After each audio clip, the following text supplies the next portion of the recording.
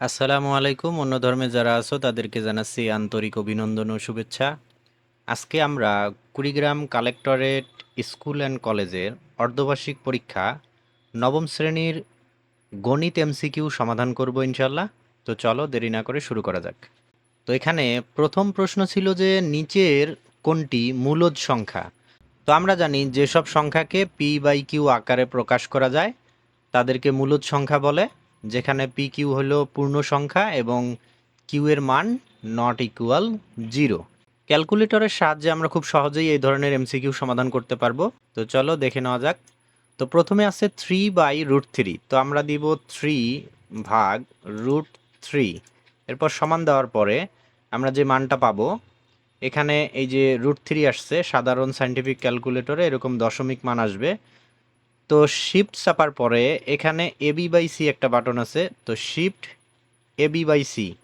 তো এইটা যদি আমরা চাপ দেই শিফট এবি বাই সি, তাহলে যদি ভগ্নাংশ আসে তাহলে সেক্ষেত্রে মূলদ, আর ভগ্নাংশ যদি না আসে অর্থাৎ দশমিক মানেই যদি থাকে তাহলে সেটা অমূলদ। তো এখানে আমরা যদি দেখি এটা আসলে একটা দশমিক মান, এটা এটা ভগ্নাংশ আসবে না, তো এটা হলো অমূলদ। এরপরে আছে √5/5, √5/5। তো এক্ষেত্রেও আমাদের এখানে এই যে দশমিক মান আসতেছে, যদি আমরা এখানে শিফট এবিসি দেই তো সেক্ষেত্রে কিন্তু আমাদের ভগ্নাংশ আসবে না। আর ভগ্নাংশ আসলেই হবে না, লব এবং হরে পূর্ণ সংখ্যা থাকতে হবে। যেমন এখানে এই যে √5/5, তো √5 কিন্তু পূর্ণ সংখ্যা না, 5 পূর্ণ সংখ্যা কিন্তু √5 পূর্ণ সংখ্যা নয়।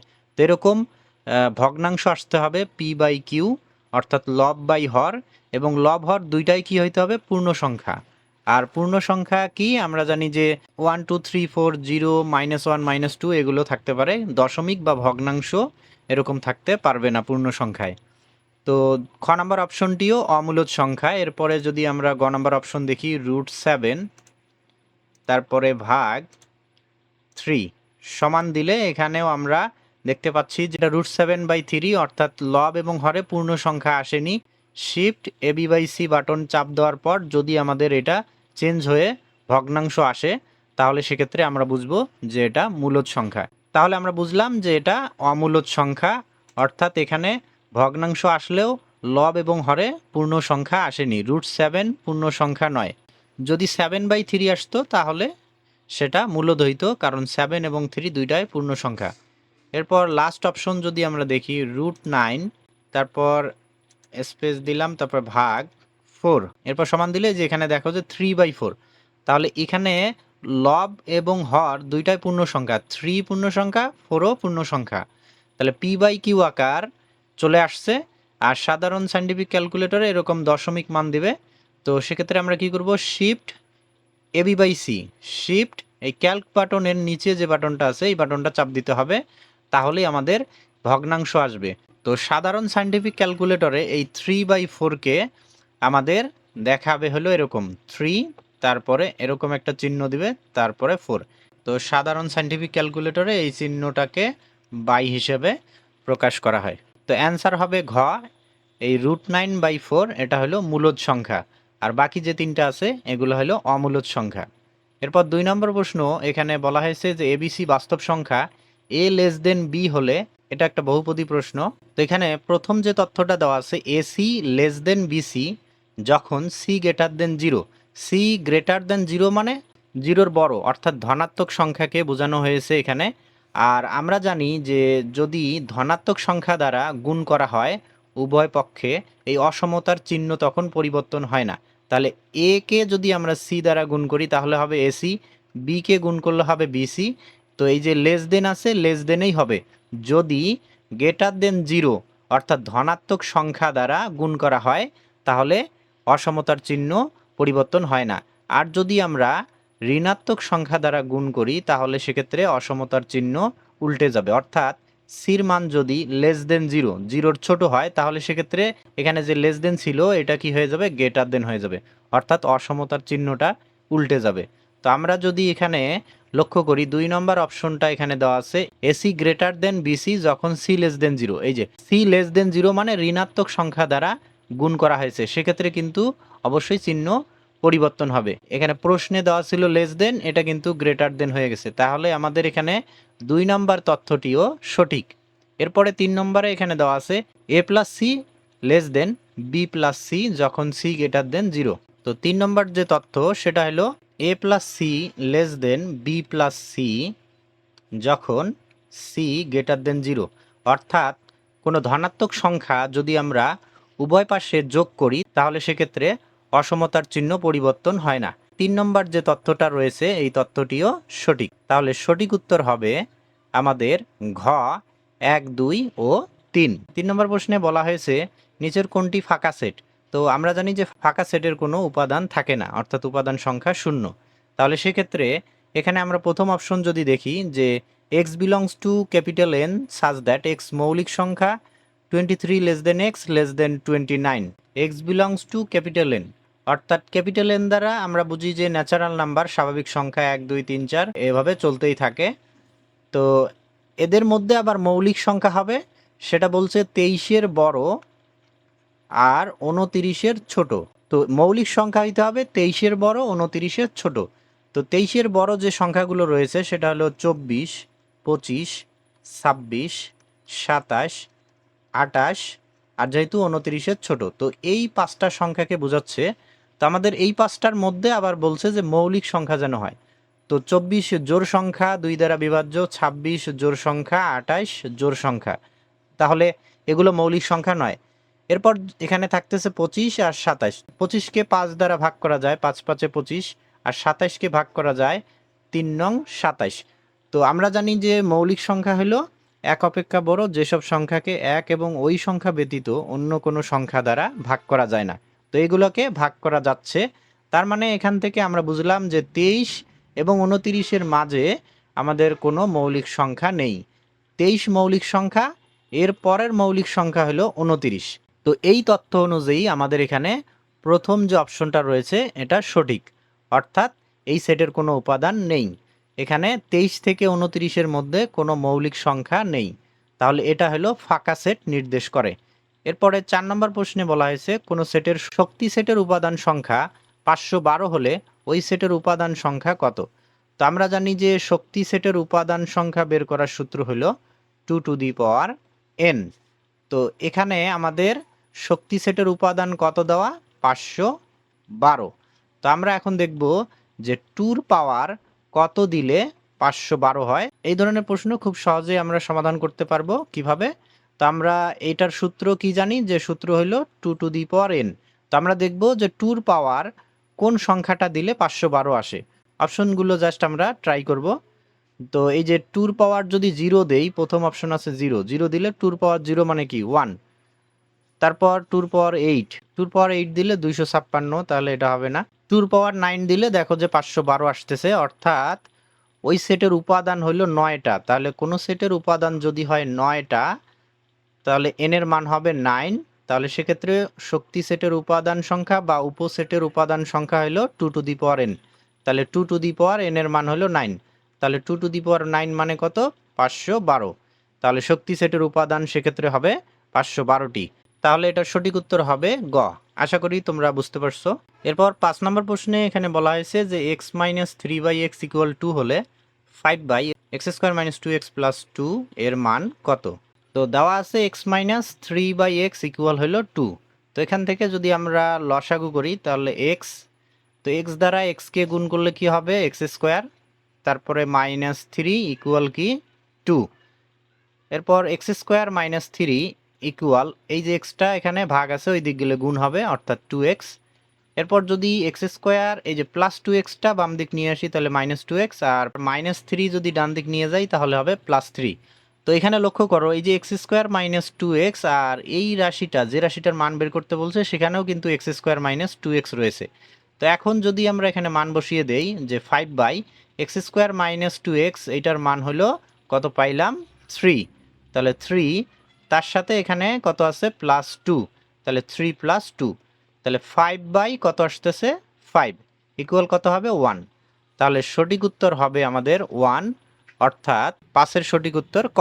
এরপর 6 নম্বর প্রশ্নে বলা হয়েছে যে A plus B plus C equal 10, A square plus B square plus C square equal 64 হলে A B plus BC plus C A এর মান নিচের কোনটি? তো আমরা জানি 2 into A B plus BC plus C A, এটার অনুসিদ্ধান্ত আছে। অনুসিদ্ধান্ত হইল A plus B plus C all square minus হইল এই যে A square plus B square plus C square.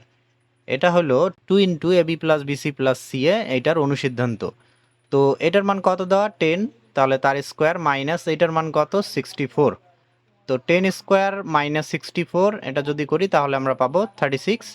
তাহলে সুতরাং A B plus BC plus C A সমান, তো এখানে যে এই যে 2টা গুণ অবস্থায় আছে, এই 2টাকে এদিক নিয়ে আসলে কি হবে? ভাগ। তাহলে 36 ভাগ 2 সমান কত হয়? 18। তাহলে এই যে আমাদেরকে বলছে শুধু A B plus BC plus C A, আর অনুসিদ্ধান্ততে আছে হলো 2 ইন্টু, এই 2টা পরে এখানে ভাগ করে দিলেই হয়ে গেল। তাহলে সঠিক উত্তর হবে এখানে ক 18। 7 নম্বর প্রশ্নে এখানে দেওয়া আছে যদি A square minus root 2 into A plus 1 equal 0 হয়, তবে প্রথমে দেওয়া আছে A plus 1 by A equal root 2। তো আমরা দেখব যে এটা সঠিক কিনা। তো এখান থেকে যদি আমরা এ স্কোয়ার আর প্লাস 1টা রাখি, আর এই যে মাইনাস রুট 2 এ ডান দিক নিয়ে গেলে প্লাস হয়ে যাবে, এটা রুট 2-র সাথে গুণ আছে, এইদিকে আসলে ভাগ হবে। তাহলে এ স্কোয়ার প্লাস 1 বাই হলো এ ইকুয়াল এদিকে থাকতেছে রুট 2। তো এরপর দেখো এ স্কোয়ারকে এ দ্বারা ভাগ করলে হয় এ, তারপরে প্লাস 1কে এ দ্বারা ভাগ করলে হয় 1 বাই এ ইকুয়াল কি? Root 2। A plus 1 by A equal root 2, এটা সঠিক। এরপরে দ্বিতীয় যেটা আছে A square plus 1 by A square equal 2। তো A square plus 1 by A square সমান কত আসে আমরা এটা দেখব। এ স্কোয়ার প্লাস বি স্কোয়ারের যেহেতু আমাদের কাছে প্লাসের মান আছে, তাহলে প্লাসের অনুসিদ্ধান্ত লিখতে হবে।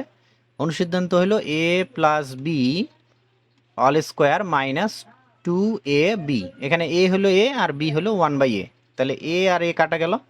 তাহলে এ প্লাস 1 বাই এর মান কত? রুট 2। তাহলে রুট 2 তার কি আছে? স্কোয়ার, তাহলে স্কোয়ার মাইনাস এখানে কত? 2। তো এখানে দেখো যে স্কোয়ার রুট কাটা গেলে 2 থাকে, মাইনাস হইলো 2, 2 মাইনাস 2 ইকুয়াল কি হবে? 0। তো এখানে আমাদের দেওয়া আছে যে A square plus 1 by A square সমান 2, তার মানে এই তথ্যটি সঠিক নয়। তো আমরা কিন্তু বুঝে গেলাম যে আমাদের অ্যান্সার হবে 1 আর 3, অর্থাৎ অ্যান্সার হবে খ। যেহেতু 2 নম্বর অপশনটা সঠিক নয়, তাহলে অ্যান্সার হবে 1 আর 3। তো এখন আমরা দেখে নিব যে 3 নম্বর অপশনটি কেন সঠিক। তো 3 নম্বর দেওয়া আছে A cube plus 1 by A cube equal minus root 2। তো A cube plus 1 by A cube, এটার অনুসিদ্ধান্ত আমরা জানি যে A plus B all cube minus 3ab into A plus B. এখানে এ আর এ কাটা গেল, তাহলে এ প্লাস 1 বাই এর মান কত পাইছি? রুট 2। তার কি আছে? কিউব, তাহলে আমরা কিউব দিলাম, মাইনাস এখানে আছে 3, তার সাথে ইন্টু এটার মান কত? রুট 2। তো রুট 2-র কিউব করলে কি হয়? আমরা জানি যে রুট 2-র কিউব হলো 2 রুট 2, অর্থাৎ 3টা রুট 2 গুণ করতে হয়, মাইনাস 3 রুট 2। তাহলে 2টা রুট 2 থেকে 3টা রুট 2 বাদ দিলে থাকে হলো মাইনাস রুট 2। তো এই কারণেই 3 নম্বর অপশনটা এখানে সঠিক। তো অ্যান্সার আমরা পেয়ে গেলাম যে সঠিক উত্তর হবে 1 আর 3। তো এরপর 8 নম্বর প্রশ্নে এখানে দেওয়া আছে যে রুট 3-র power 2x plus 1 equal cube root, আবার রুট 3-র পাওয়ার হলো x মাইনাস 1 হলে x সমান কত? তো এই ধরনের এমসিকিউ আমরা ক্যালকুলেটরে খুব সহজেই করতে পারি। তো সেক্ষেত্রে আমাদের যে কাজটা করতে হবে, দুই দিকেই যদি চলক থাকে তাহলে সবগুলো বাম সাইডে নিয়ে এসে ডান সাইডটা 0 করতে হবে। সবগুলো আমরা বাম দিকে নিয়ে আসবো। তো এটা কি আছে? প্লাস আছে, বাম দিকে আসলে হবে মাইনাস। তাহলে কিউব রুট আবার রুট 3 তার পাওয়ার হইলো x মাইনাস 1 ইকুয়াল, তাহলে ডান দিকে কিছু নাই মানে 0। তো এখন এই অংশটা আমাদের ক্যালকুলেটরে তুলতে হবে। প্রথমে লিখব রুট 3, তারপরে তার পাওয়ার দিব আমরা ব্র্যাকেটে 2x প্লাস 1। তাহলে 2x কিভাবে তোলে? যে আলফা, তারপরে ব্র্যাকেট ক্লোজ। তাহলে এই যে দেখো x আসলো, তার সাথে প্লাস হলো 1, তো ব্র্যাকেট ক্লোজ। এই যে পাওয়ারটা আমরা ব্র্যাকেটে লিখলাম, তারপরে কি আছে? মাইনাস, তাহলে স্পেস দিয়ে আমরা মাইনাস দিলাম। তারপর এখানে এই যে কিউব রুট আবার রুট 3, ডাবল যেহেতু আছে এই জন্য আমাদের একটা ব্র্যাকেট এখানে ইউজ করতে হবে। তাহলে ব্র্যাকেটে আমরা দিব কিউব রুট, তাহলে শিফট রুট, শিফট রুট চাপলে কিউব রুট ওঠে, তার ভিতরে আবার কি? রুট 3, তাহলে রুট তারপরে 3। তো এরপর আমাদের এখানে ডাবল স্পেস দিতে হবে, তারপর ব্র্যাকেট ক্লোজ করতে হবে। তাহলে এই যে কিউব রুট আবার √3 তার পাওয়ার, এখন আমরা পাওয়ার দিব উপরে, পাওয়ার কি আছে x-1, তো এটা আমরা ব্র্যাকেটে লিখব x, তাহলে আলফা ব্র্যাকেট ক্লোজ, এই যে x-1, তারপরে ব্র্যাকেট ক্লোজ দিলাম। তো এই যে এটা তোলার পরে আমাদের যে কাজটা করতে হবে, ক্যালক চাপ দিতে হবে। এই যে আমরা যদি এখানে ক্যালক বাটনটা চাপ দেই তাহলে দেখো এক্স ওয়াট আসতেছে। এখন আমরা এই অপশনগুলো জাস্ট বসাবো, এক্স এর মান, যে মানটা বসালে 0 আসবে, যেহেতু আমরা ডাইন সাইড কি করে নিছি 0 করে নিয়েছি, তো এক্স এর যে মানের জন্য ডান পক্ষ 0 আসবে সেটাই হবে আমাদের অ্যান্সার। তো প্রথম অপশনটা হলো -5/4, তাহলে আমরা দিব -5/4, তারপর সমান দিলে দেখো যে এখানে -0 পয়েন্ট সামথিং, তাহলে প্রথম অপশনটা সঠিক নয়। আবার মান বসার জন্য আবার ক্যালক, তো ক্যালক দিলে আবার এক্স ওয়াট আসবে। দ্বিতীয় অপশন হলো -4/5, তাহলে -4/5 ইকুয়াল, এই যে দেখো 0 আসছে, তার মানে সঠিক উত্তর হবে খ। একইভাবে গ নাম্বার যে অপশন আছে এটা যদি বসাই, দেখো 4/5 সমান, দেখো যে 0 আসতেছে না। আবার ক্যালক দিয়ে 4 নম্বর যে অপশনটা আছে 5/4 ইকুয়াল, দেখো যে 0 আসতেছে না। তাহলে শুধুমাত্র খ নাম্বার যে অপশনটা আছে -4/5 দিলে এই যে দেখো 0 আসতেছে, তাহলে সঠিক উত্তর হবে খ, -4/5। এরপর 9 নম্বর প্রশ্নে বলছে যে কোন শর্তে a⁴x ইকুয়াল a⁴y হলে x ইকুয়াল y হবে। অর্থাৎ সূচকের যে সূত্র আছে যে বেজ সমান হলে বেজ বেজ বাদ দিয়ে পাওয়ার সমান পাওয়ার লেখা যায়।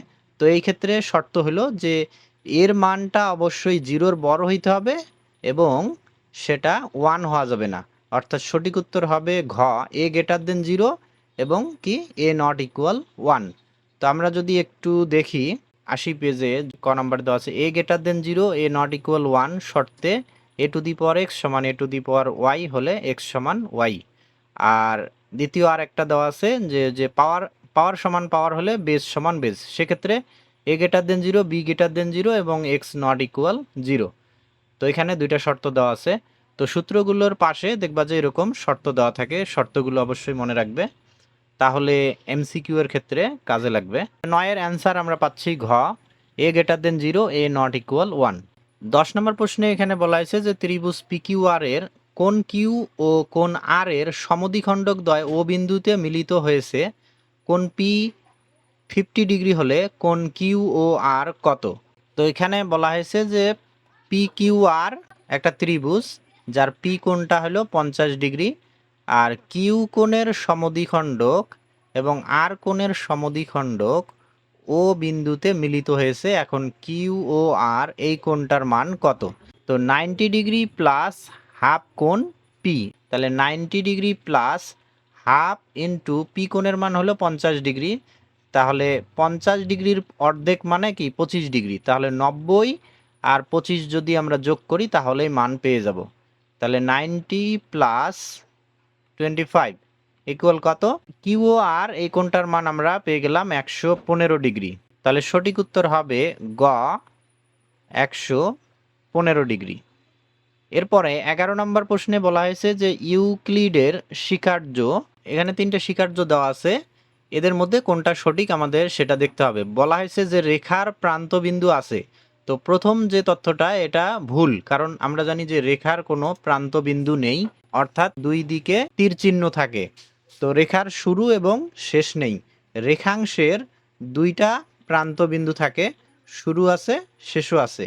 আর রশ্মির ক্ষেত্রে একটি প্রান্তবিন্দু আছে, রশ্মির একটি প্রান্তবিন্দু আছে, রেখাংশের হলো দুইটি, আর রেখার কোনো প্রান্তবিন্দু নেই। তাহলে প্রথম তত্ত্বটা যেহেতু ভুল, তাহলে আমরা কিন্তু বুঝে গেলাম যে এখানে সঠিক উত্তর হবে 2 আর 3, অর্থাৎ গ। 2 নম্বর তথ্যটা দেওয়া আছে যে তলের প্রান্ত হলো রেখা, তলের প্রান্ত কি রেখা, বিন্দু হলো শূন্য মাত্রার সর্তা। তো আমরা যদি এখানে ইউক্লিডের স্বীকার্য দেখি, তো এখানে যে বলা হয়েছে যে যার কোনো অংশ নাই তাই বিন্দু, রেখার প্রান্ত বিন্দু নাই, কিন্তু ওখানে বলা ছিল যে রেখার প্রান্ত বিন্দু আছে। তো এই যে এখানে 6 নম্বরে দেখো তলের প্রান্ত হলো রেখা, আর একটা বলা হয়েছে যে এই যে বিন্দুকে শূন্য মাত্রার জ্যামিতিক উপাদান বলে গণ্য করা হয়, অর্থাৎ শূন্য মাত্রার সত্তা হিসেবে গণ্য করা হয়। তো সেই হিসেবে আমরা এখানে বলতে পারি যে 2 আর 3 নম্বর অপশনটি সঠিক। তাহলে সঠিক উত্তর হবে গ।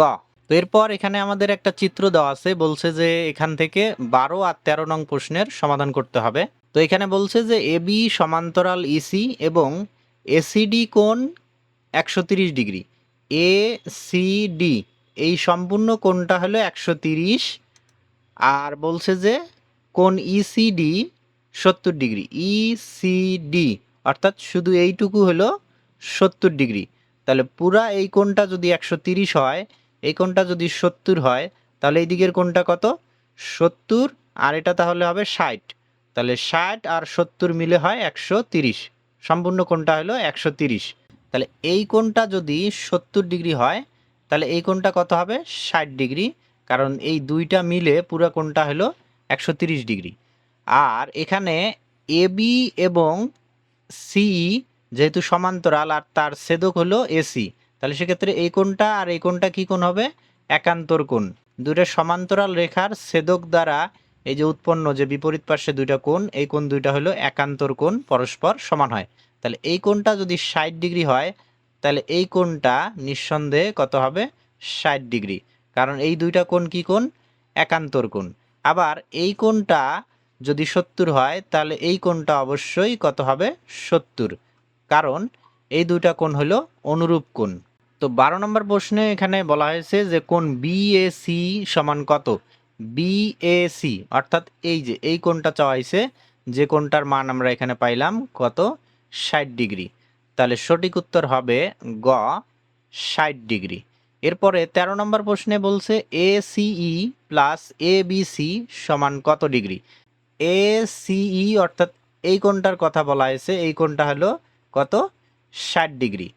আর তার সাথে যোগ করতে বলছে এবিসি, এবিসি অর্থাৎ এই কোণটা হলো এবিসি কোণ, আর এটার মান কত? 70। তাহলে এটা 70 আর এটা কত? 60, এই দুইটা কোণের যোগফল। তাহলে এবিসি এই কোণের মান হলো 70 ডিগ্রি, আর এসিই এই কোণের মান হলো 60 ডিগ্রি।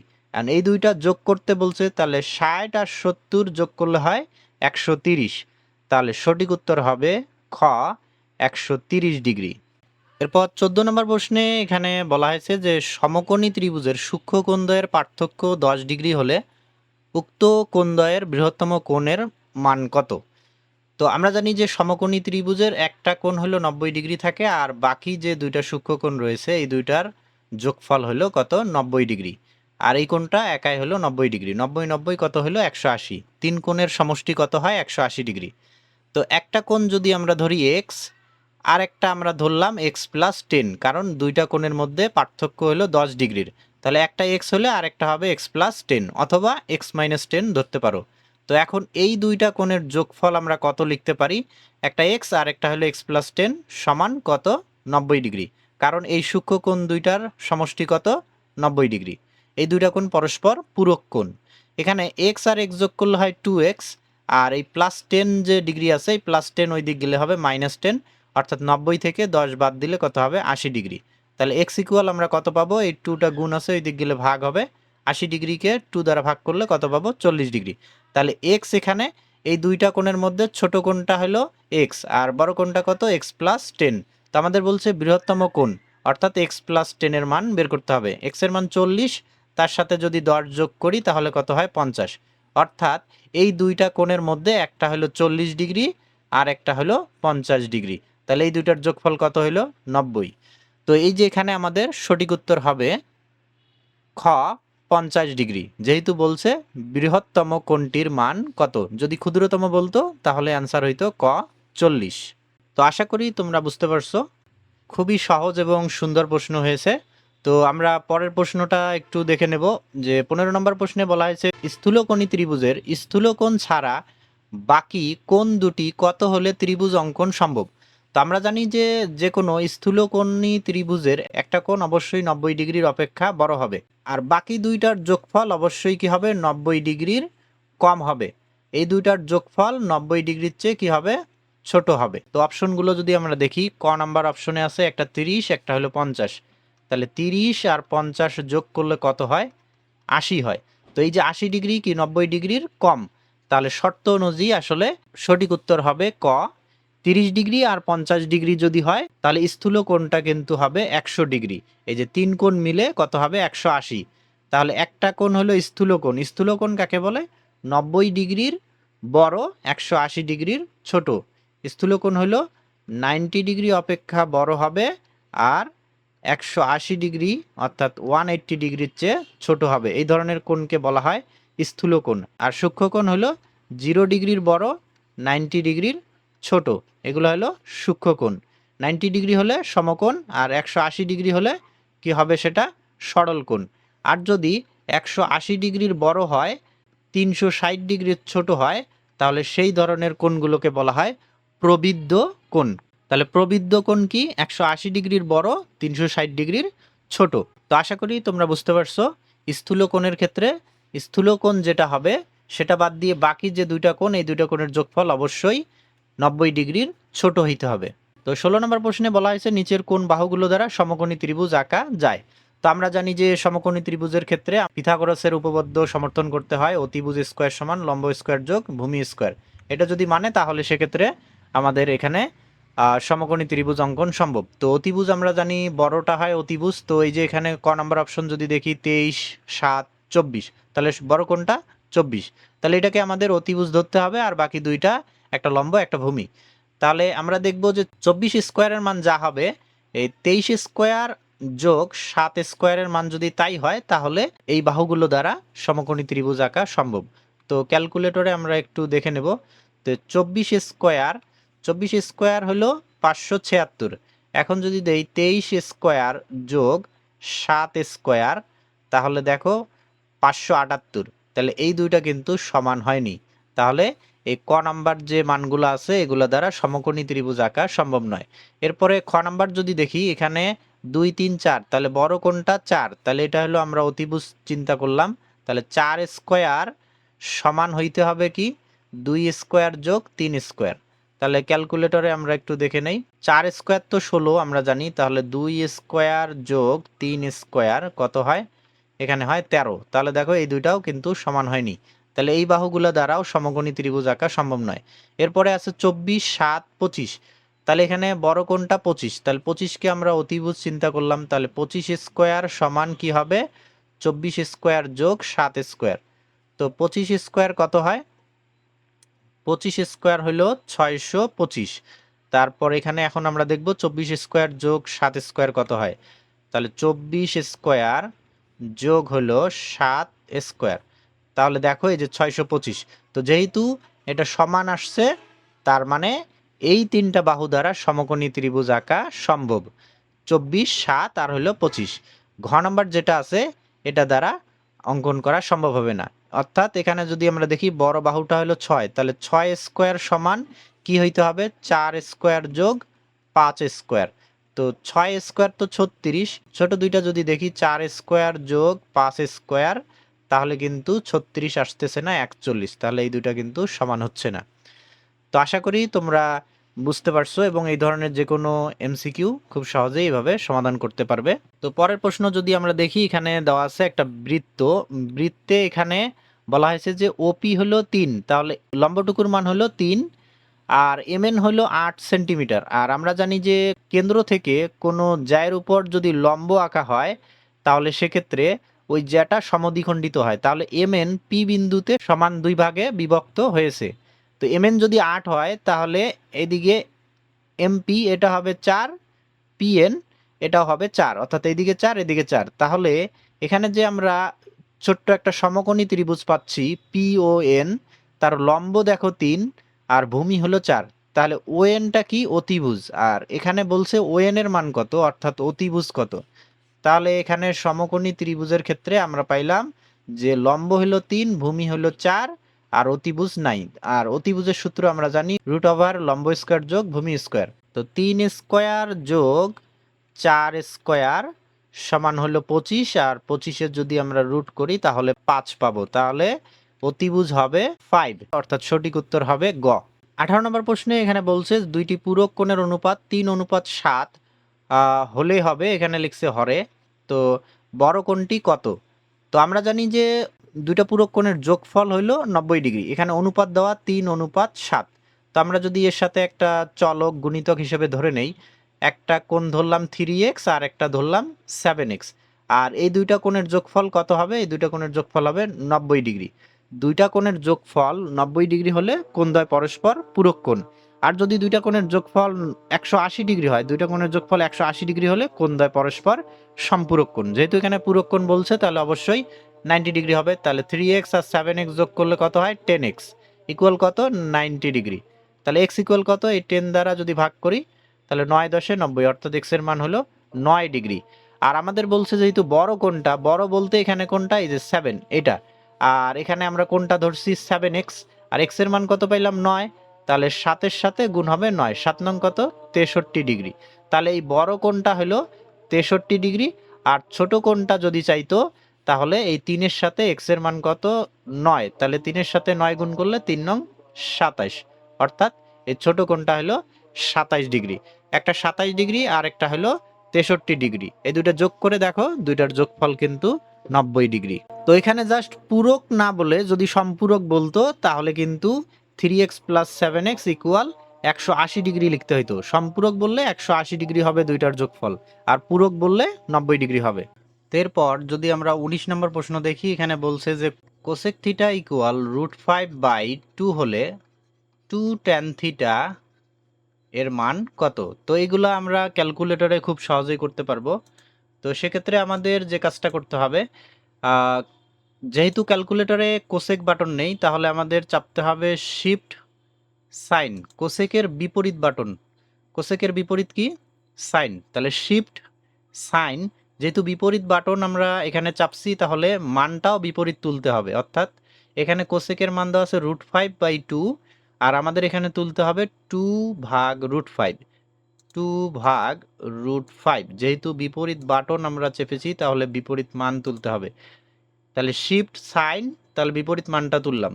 আর যদি সাইন দেওয়া থাকতো, তাহলে আমরা কিন্তু বিপরীত মান তুলতাম না। যেহেতু কোসেকের বিপরীত এখানে আমরা তুলেছি, তাহলে অবশ্যই আমাদের বিপরীত মান তুলতে হবে। তো এরপর যদি আমরা সমান দেই, এই যে এখানে আমরা থিটার মান পেয়ে যাচ্ছি, এটা হবে থিটার মান 63 পয়েন্ট সামথিং। তো আমাদের বলছে 2 tan থিটা, তাহলে আমরা এখন কি দিব? 2, তারপরে এই যে দেখো ট্যান, আর থিটার জায়গায় আমরা অ্যান্সার বাটনটা চাপ দিব, কারণ যে মানটা একটু আগে আমরা পেলাম থিটার মান, সেটা কিন্তু অ্যান্সার বাটনে সেভ আছে। তো 2 tan, তারপরে অ্যান্সার দিয়ে যদি আমরা সমান দেই, এই যে দেখো এখানে পাচ্ছি 4। তাহলে 2 tan থিটার মান হবে 4। জাস্ট ম্যাজিক, দেখো খুব সহজে। এই যে শিফট, তারপরে সাইন, কোসেকের বিপরীত সাইন, বিপরীত বাটন তুলছি, এই জন্য এখানে বিপরীত মান তুলতে হবে। √5/2 আছে, আমরা তুলব 2/√5। এরপরে আমরা কি করব? ব্র্যাকেট ক্লোজ করে সমান দিলেই থিটার মান পেয়ে যাব। তো থিটার মান পাইলাম। এখন আমরা কি করব? জাস্ট 2, তারপরে ট্যান, আর থিটার মান আমাদের অ্যান্সার বাটনে সেভ আছে, তাহলে অ্যান্সার দিয়ে যদি আমরা সমান দেই, এই যে এখানে পেয়ে যাচ্ছি 4। তাহলে সঠিক উত্তর হবে ঘ, 4। এরপর 20 নম্বর প্রশ্ন যদি দেখি, এখানে দেওয়া আছে যে cosec theta into √tan square theta into √cos⁴ theta. তো কোসেক থিটা আছে, আমরা রাখলাম। তারপরে এখানে tan স্কোয়ার থিটা আছে, থাকলো, ইন্টু এই যে cos⁴ এর রুট যে আছে, তো সেটাকে আমরা লিখতে পারি cos স্কোয়ার থিটা, আবার তার স্কোয়ার।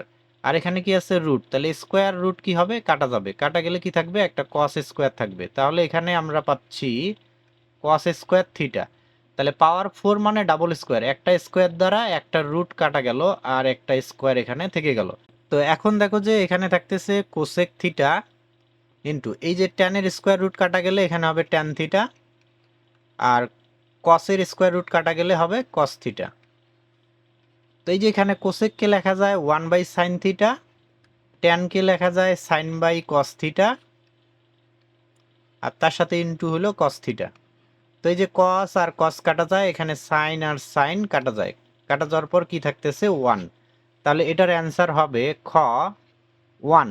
এরপর 21 নম্বর প্রশ্নে এখানে আছে যে cos square theta = sin square theta হলে কোসেক স্কোয়ার থিটা সমান কত?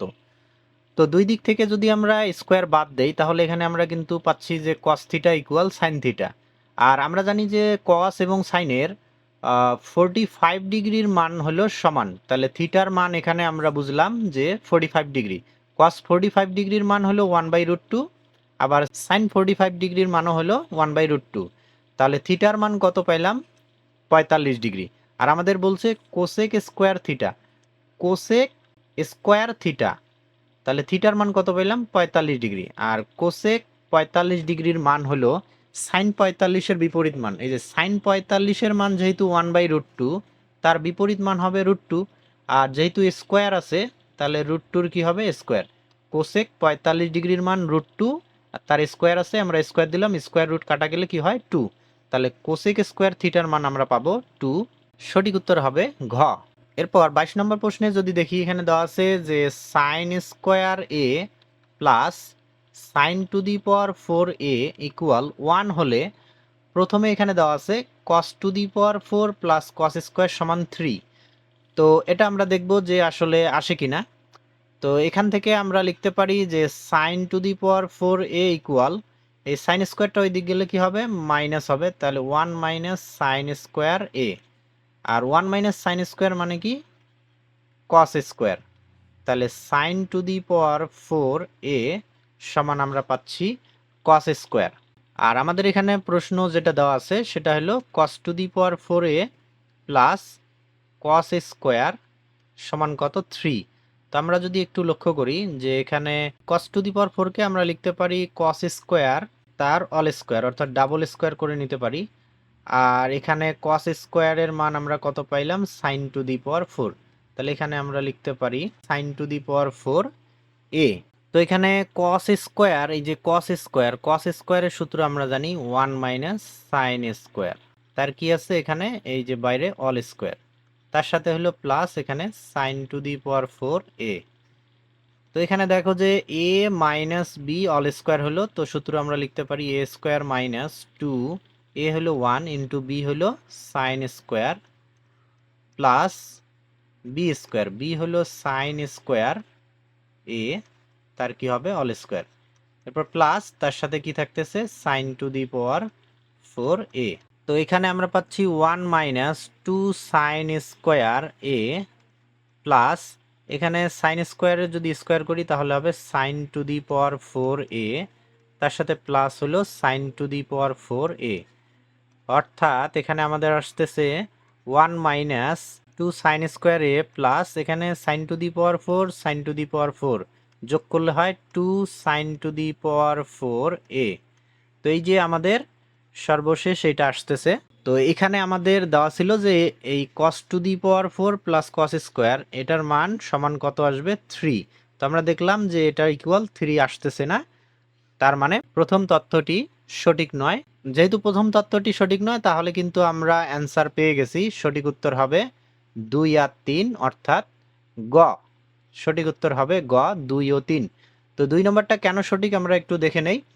Sign square A plus sine to the power 4a equal কি দেওয়া আছে? 1। আর আমাদের এখানে 2 নম্বর দেওয়া আছে ten to the power 4a minus tan square সমান 1। তো এখান থেকে দেখো sign to the power 4a সমান এই যে এখানে সাইন স্কোয়ারটা প্লাস আছে, ডান দিক গেলে কি হবে? মাইনাস, তাহলে 1 মাইনাস সাইন স্কোয়ার এ। আর 1 মাইনাস সাইন স্কোয়ার মানে কি? Cos square. আর এদিকে আমাদের কি আছে? Sign to the power 4a। আর প্রশ্নে আছে টেন টু দি পাওয়ার 4। আর আমরা জানি যে টেন সমান কি? Sine by cos. Tan to the power 4 সমান তাহলে কি হবে? Sine to the power 4 by cos to the power 4। তো আমাদের কাছে সাইন টু দি পাওয়ার 4 আছে, কস টু দি পাওয়ার 4 আনার জন্য উভয় পক্ষকে কি করতে হবে? কস টু দি পাওয়ার 4 এ দ্বারা ভাগ করে দিতে হবে। তো এখানে আমরা কস স্কোয়ার এ বাই হলো cos to the power 4a, sine to the power 4 by cos to the power 4, এটার পরিবর্তে আমরা লিখতে পারি ten to the power 4a। আর এখানে কস স্কোয়ার দ্বারা নিচে কস টু দি পাওয়ার 4কে যদি কাটাকাটি করি নিচে, তাহলে আমরা পাবো কস স্কোয়ার, অর্থাৎ 1 বাই কস স্কোয়ার। আর 1 বাই কস মানে হলো সেক, যেহেতু স্কোয়ার আছে আমরা কি করব? সেক স্কোয়ার দেবো। তাহলে ten to the power 4a সমান কি পাচ্ছি? সেক স্কোয়ার এ। এটা কিন্তু আমাদের এই যে 3 নম্বর যে অপশনটা সেটা কিন্তু দেওয়া আছে, দেখো সেক স্কোয়ার সমান 10⁴a, অর্থাৎ 2 নম্বরটা প্রমাণ করার আগেই আমাদের 3 নম্বরটা কিন্তু চলে আসছে। এখন এই যে সেক স্কোয়ারের সূত্র আমরা জানি 1 + tan স্কোয়ার, তাহলে 1 + tan স্কোয়ার। এখন এই প্লাস tan স্কোয়ারটা যদি আমরা কি করি, বাম দিকে নিয়ে আসি তাহলে মাইনাস হবে, অর্থাৎ সর্বশেষ আমরা এখানে পাচ্ছি 10⁴a, তারপর এই যে প্লাস tan স্কোয়ার এদিকে আসলে হবে মাইনাস tan স্কোয়ার ইকুয়াল, তাহলে ডান দিক কি থাকতেছে, এখানে থাকতেছে শুধুমাত্র 1। তাহলে এই যে 2 নম্বর তথ্যটি এই কারণে সঠিক, যেহেতু এটা সমান 1 নিয়ে আসা যায়। আর 3 নম্বরটা তো আমাদের আগেই চলে আসছে, এই যে এখানেই চলে আসছে। তো সঠিক উত্তর হবে 2 ও 3। এরপর 23 নম্বর প্রশ্নে বলা হয়েছে যে এবিসি সমবাহু ত্রিভুজের পরিসীমা এবং ক্ষেত্রফলের সাংখ্যমান সমান হলে এবি সমান কত একক। তো এখানে বলছে যে এবিসি একটি সমবাহু ত্রিভুজ যার পরিসীমা এবং ক্ষেত্রফলের সাংখ্যমান সমান। তো ক্ষেত্রফলের সূত্র আমরা জানি √3/4a², আর পরিসীমার সূত্র হলো 3a। তো এখান থেকে মূলত এবির মান বলতে এখানে প্রত্যেকটা বাহুকে যদি আমরা এ ধরি, তাহলে এবির মান বলতে এখানে এর মান বোঝাচ্ছে। তো এখান থেকে যদি আমরা এর মান বের করতে পারি তাহলেই এবির মান পেয়ে যাব। তো এইদিকে a² আছে আর এইদিকে আছে এ, উভয় পক্ষকে এ দ্বারা ভাগ করে যদি দেই তাহলে √3/4 ইন্টু এখানে একটা এ থাকে আর এইদিকে থাকে শুধুমাত্র 3, উভয় পক্ষকে কি করলাম এ দ্বারা ভাগ। এখন এ সমান এই যে √3/4 এইদিকে এর সাথে গুণ অবস্থায় আছে, ওই দিক গেলে ভাগ হবে, আবার গুণ চিহ্ন দিলে কি হবে উল্টে যাবে, তাহলে এই 4টা উপরে যাবে আর √3টা কি হবে নিচে আসবে। যে এই যে এই 3টা, এই 3টাকে আমরা চাইলে লিখতে পারি 2টা √3, অর্থাৎ √3 ইন্টু √3 মানে হলো 3, তারপরে এখানে উপরে 4 নিচে হলো √3। তাহলে কি করতে পারি, এই যে √3 আর এখানে একটা √3 কাটা যায়, কাটা যাওয়ার পর কি থাকতেছে 4√3, আর এটাই হলো আমাদের এর মান। আর এর মান মানে হলো এবির মান 4√3। এবির মান যা বিসির মান এবং এসির মান সবগুলাই কি হবে সমান হবে, যেহেতু এখানে সমবাহু ত্রিভুজের কথা বলা হয়েছে। সমবাহু ত্রিভুজের প্রত্যেকটা বাহু সমান, প্রত্যেকটা কোণ সমান, প্রত্যেকটা মধ্যমা সমান। তাহলে সঠিক উত্তর হবে ঘ 4√3। এরপর 24 নম্বর প্রশ্নে বলা হয়েছে যে একটি সমদ্বিবাহু সমকোণী ত্রিভুজের সমান সমান বাহুদ্বয়ের প্রতিটির দৈর্ঘ্য 2a সেন্টিমিটার হলে ত্রিভুজটির ক্ষেত্রফল কত বর্গ সেন্টিমিটার। একটা ত্রিভুজ সেটা সমকোণী হইতে হবে, আবার দুইটা বাহু সমান হইতে হবে। এই যে এই দুইটা বাহু সমান এবং এই ত্রিভুজটা হলো সমকোণী ত্রিভুজ। তা দুইটা বাহু সমান এবং একটা কোণ যদি সমকোণ থাকে তাহলে এটাকে বলে সমদ্বিবাহু সমকোণী ত্রিভুজ। তো এই সমান সমান বাহু দুইটার মান এখানে দেওয়া আছে 2a সেন্টিমিটার, তাহলে এটাও কি হবে 2a। তো এটার ক্ষেত্রফল কি হবে, সমকোণী ত্রিভুজের ক্ষেত্রফলের সূত্র আমরা জানি হাফ ভূমি গুণন উচ্চতা। তাহলে এখানে হাফ ইন্টু ভূমি হলো 2a এবং উচ্চতা বলতে এই যে লম্ব এটাও হলো 2a। তাহলে এখানে এই 2 আর 2 কাটা যায়, কাটা গেলে কি থাকে, এখানে থাকে 2a আর এখানে থাকে a, তাহলে গুণ করলে আমরা পাবো 2a², এ আর এ গুণ করলে হবে a²। তাহলে সঠিক উত্তর হবে গ 2a²। এরপর 25 নম্বর প্রশ্নে বলা হয়েছে একটি সমবাহু ত্রিভুজের উচ্চতা 4√3 মিটার হলে তার পরিসীমা কত। তো উচ্চতার সূত্র আমরা জানি যে √3 × a/2, এটা হলো সমবাহু ত্রিভুজের উচ্চতা, ইকুয়াল এখানে প্রশ্নে উচ্চতা দেওয়া হলো 4√3, তাহলে আমরা লিখতে পারি উচ্চতা সমান উচ্চতা। তো উভয় দিক থেকে যদি আমি √3 বাদ দেই তাহলে কি থাকে, এদিকে থাকে a/2 আর এদিকে √3 বাদ গেলে থাকে 4, তাহলে a ইকুয়াল এই 2টা এখানে ভাগ আছে, ডান দিক গেলে গুণ হবে, তাহলে 4 দুগুণে 8। তাহলে এর মান হলো 8, মানে হলো সমবাহু ত্রিভুজের প্রত্যেকটা বাহু 8 মিটার করে। আর আমাদের বলছে পরিসীমা, আর আমরা জানি যে পরিসীমার সূত্র হলো 3a, সমবাহু ত্রিভুজের পরিসীমার সূত্র 3a, 3 ইন্টু এর মান হলো 8, তাহলে কত হলো 3 8 24, অর্থাৎ সমবাহু ত্রিভুজের প্রত্যেকটা বাহুর দৈর্ঘ্য এখানে 8 করে, তাহলে 3 8 কত 24, পরিসীমা হবে 24 মিটার। তাহলে সঠিক উত্তর হবে গ 24। এরপর 26 নম্বর প্রশ্ন এখানে দেওয়া আছে যে 42.18 1 আর 8 এর উপরে পৌনপুনিক ইন্টু 0.28 এর উপর পৌনপুনিক বিন্দু রয়েছে। তো এই ধরনের প্রশ্ন আমরা ক্যালকুলেটর হেল্প নিয়ে খুব সহজেই করতে পারবো। পৌনপুনিক বিন্দু যার উপরে থাকে সেটা বারবার রিপিট হইতে থাকে। তো এই যে 42.18 উপর পৌনপুনিক, যেহেতু এটা তার মানে বোঝাচ্ছে হলো 42.18181818 এভাবে চলতেই থাকবে। আর এখানে আছে 0.28 উপর পৌনপুনিক, তাহলে 8888 এভাবেই চলতেই থাকবে। তো আমরা কি করব, ক্যালকুলেটরে আমরা এই মানগুলো একটু তুলব, তাহলেই অ্যান্সার পেয়ে যাব। 42.181818 এভাবে বেশ কিছুবার তুলব। তোলার পরে তারপরে ইনটু দিব কত, 0.2, তারপরে 8888 এভাবে আমরা 8-10টা এরকম তোলার পর যদি সমান দেই, তাহলে সেক্ষেত্রে দেখো যে এখানে আমরা পাচ্ছি 12.1858585, অর্থাৎ বারবার এখানে রিপিট হচ্ছে 8 আর 5। তাহলে অ্যান্সার হবে 12.1, তারপরে 8 আর 5-এর উপরে পৌনপুনিক বিন্দু। এই পৌনপুনিক থাকলে এদেরকে বলা হয় আবৃত্ত দশমিক ভগ্নাংশ। তাহলে সঠিক উত্তর হবে দেখো খ, এই যে 12.1, 8 আর 5-এর উপর পৌনপুনিক বিন্দু। তো দেখো যে কত সহজেই এগুলো আমরা কিন্তু সমাধান করতে পারবো। এরপর 27 নম্বর প্রশ্নে এখানে বলা হয়েছে যে ইউ সার্বিক সেট এ ও বি দুইটি উপসেট হলে প্রথম তত্ত্ব বলা হয়েছে এ ড্যাশ ইউনিয়ন বি ড্যাশ। তো এখানে ইউনিয়ন চিহ্নটা সার্বিকের মতো হয়ে গেছে। তো এখানে আসলে বলছে A dash union B dash equal A সেড বি অল ড্যাশ।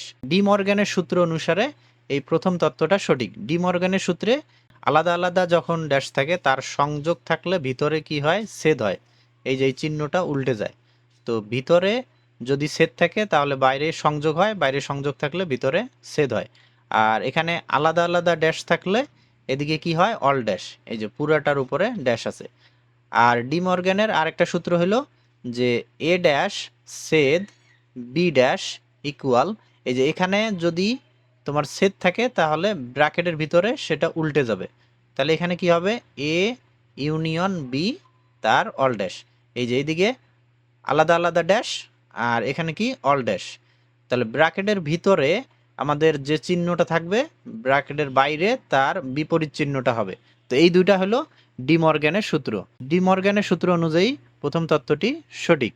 তো এরপর এখানে আমাদের 2 নম্বর তথ্যে বলা হয়েছে যে এ ড্যাশ সংযোগ এ ইকুয়াল হলো ইউ ড্যাশ। তো এখানে এটা আসলে ইউ ড্যাশ হবে না, তো এখানে হবে এ ড্যাশ সংযোগ এ ইকুয়াল ইউ।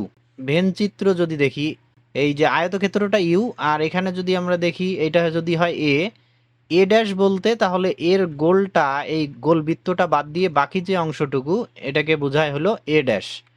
আর ভিতর এই যে গোল এই অংশটার ভিতরে যেটা এটা হলো এ। তাহলে এ ড্যাশ তার সাথে এ ড্যাশ মানে এই যে বাইরের অংশটুকু, আর তার সাথে এ মানে হলো এই অংশটুকু। তো এই দুইটা যদি সংযোগ করা হয় তাহলে সেক্ষেত্রে পুরো এই যে আয়তক্ষেত্রটা নির্দেশ করে। আর আয়তক্ষেত্র মানে কি বোঝায়, ইউ। তাহলে এ ড্যাশ সংযোগ এ ইকুয়াল হবে কি, ইউ। তো এখানে ইউ ড্যাশ, এই ড্যাশটা হবে না। তো ড্যাশটা যদি এখানে থাকে তাহলে সেক্ষেত্রে আসলে আমাদের অপশন অনুযায়ী সঠিক উত্তর এখানে পাওয়া যাবে না, কারণ এখানে 3 নম্বর যেটা দেওয়া আছে সেটাও সঠিক নয়। তো এখানে ইউ ড্যাশ, এই ড্যাশটা যদি না থাকে তাহলে সেক্ষেত্রে আমাদের 2 নম্বর তথ্যটি সঠিক। আর 3 নম্বর যেটা দেওয়া আছে বলা হয়েছে যে এ ড্যাশ ছেদ ওড়ি। তো সেক্ষেত্রে আসলে এ হয় না। আমরা জানি যে কোনো সেটের পূরক সেট, এই যে ড্যাশ যদি থাকে তার সাথে ওড়ি যদি ছেদ করা হয়, ছেদ করলে সেক্ষেত্রে ওড়ি আসে। তো এখানে ওড়ি না দিয়ে কি দিছে, এ দিছে। তাহলে সেক্ষেত্রে 3 নম্বর অপশনটি সঠিক নয়। তাহলে সঠিক উত্তর হবে ক, 1 ও 2। এরপর 28 নম্বর প্রশ্নে বলছে কোনো উপাত্তের পরিসর 67, সর্বোচ্চ মান 85, সর্বনিম্ন মান কত। তো আমরা জানি যে পরিসর সমান সর্বোচ্চ মান মাইনাস হলো সর্বনিম্ন মান, তার সাথে হলো যোগ 1। তো পরিসর এখানে দেওয়া আছে 67, সর্বোচ্চ মান দেওয়া আছে 85, মাইনাস সর্বনিম্ন মান নেই, তো আমরা ধরলাম এক্স, তার সাথে এখানে হলো +1। তো এই যে 85 আর 1 যোগ করলে হয় 86, তাহলে এদিকে পাচ্ছি 86 মাইনাস এক্স। এই মাইনাস এক্স যদি আমরা বাম দিক নিয়ে আসি তাহলে +x হবে। আর এই যে +67 এটা ডান দিক গেলে হবে -67। তো এখন 86 থেকে যদি আমরা এই 67 মাইনাস করি তাহলেই এক্স এর মান পেয়ে যাব। আর এক্স বলতে কি, এখানে আমরা এই যে সর্বনিম্ন মানটাকে এক্স ধরছি। 86 মাইনাস 67, তাহলে সেক্ষেত্রে আমরা পাচ্ছি 19। তাহলে সর্বনিম্ন মান হবে 19, অ্যান্সার হবে গ। 29 নম্বর প্রশ্নে বলা হয়েছে -4 থেকে 6 পর্যন্ত পূর্ণ সংখ্যাগুলোর মধ্যক কত। তো -4 এর পরে আমরা জানি হয় -3, তার চেয়ে বড় হলো -2, তার চেয়ে বড় -1, তার চেয়ে বড় 0, তারপরে 1 2 3 4 5 6। তো এই যে -4 থেকে 6 পর্যন্ত সংখ্যাগুলোর মধ্যক বের করতে বলা হয়েছে, সেক্ষেত্রে আমাদের অবশ্যই মানের ক্রমানুসারে সাজাতে হবে, ছোট থেকে বড় অথবা বড় থেকে ছোট। তো এই যে আমরা এখানে ছোট থেকে বড় সাজাইলাম, সাজার পরে আমরা কি করব, দুই দিক থেকে সমান সংখ্যক সংখ্যা বাদ দিব। এখানে একটা বাদ দিলাম, এদিকে একটা বাদ দিলাম, এখান থেকে একটা, এখান থেকে একটা, আবার এখান থেকে একটা, এখান থেকে একটা, এদিকে একটা বাদ, এদিকে একটা বাদ, এদিকে একটা বাদ, এদিকে একটা বাদ। তো মাঝখানে দেখো একটা সংখ্যা থাকতেছে, সেটা হলো 1। তাহলে এইটাই হলো আমাদের মধ্যক। আর যদি মাঝখানে দুইটা সংখ্যা থাকতো তাহলে সেই দুইটা যোগ করে 2 দিয়ে ভাগ করলেই অ্যান্সার পেয়ে যাব। তো সঠিক উত্তর হবে গ 1। তাহলে মধ্যক কত হবে 1। তো সর্বশেষ প্রশ্ন এখানে 30 নম্বর, 1 থেকে 19 পর্যন্ত মৌলিক সংখ্যাগুলোর গাণিতিক গড় কত।